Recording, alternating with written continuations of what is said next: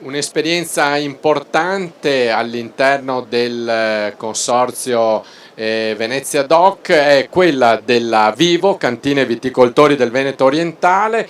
Ai nostri microfoni abbiamo Franco Passador, che è il direttore generale. Allora, direttore, la vostra è un'esperienza particolare e venite da una storia lontana, insomma, e oggi siete Vivo. Sì, veniamo da una storia lontana che si compone di un'aggregazione di 8 cantine. Siamo partiti con la cantina di Jesolo, poi successivamente abbiamo aggregato la cantina di Portogruaro e la cantina di Meolo, la cantina di Pramaggiore.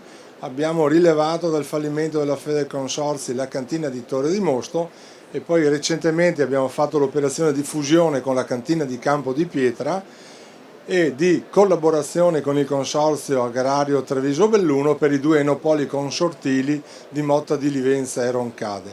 Complessivamente lavoriamo dai 550 ai 600 mila quintali d'uve, facciamo dei vini ottimi, vini tipici del territorio, abbiamo circa 2000 soci produttori che conducono circa 4000 ettari di vigneti. Allora, tutte queste cose che ci ha raccontato credo abbiano il comune denominatore che per crescere, per affermarsi all'estero, lo vediamo qui a Provine, è necessario essere uniti. È necessario essere uniti, è necessario elaborare e condurre strategie condivise, è necessario anche avere masse di prodotto per singola denominazione di una certa entità. Allora, grazie, rimanga qui Franco Passador, ci ha raggiunti, ce lo dice Daniele Piccini delle Carline. Daniele Piccinin delle Carline. Allora, è un'esperienza particolare la vostra con i vini bio, Daniele?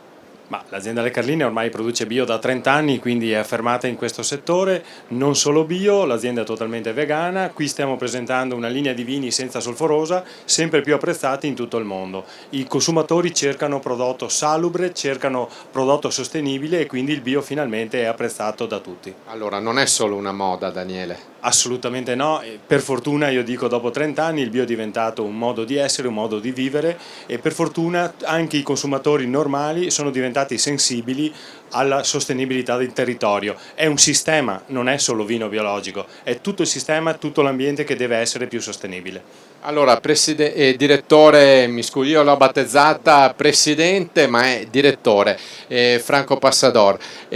Anche voi il legame con il territorio è fortissimo. Quando si viene qui all'estero, il fatto di avere Venezia alle spalle è importante. Certo che sì, è un veicolo di informazione commerciale importantissimo, è conosciuta in tutto il mondo, non l'abbiamo scoperto noi ed è sicuramente un motivo per il quale conviene puntare su questa denominazione. Allora Daniele, anche per voi immagino Venezia è importante avere alle spalle Venezia. È talmente importante che i produttori del biologico si sono messi insieme ai consumatori e alle amministrazioni e hanno formato il primo biodistretto veneto che si chiama Bio Venezia. Allora io mi allungo un attimo, qui tanto è come fossimo, anzi siamo in diretta, lo facciamo vedere, Bio Venezia.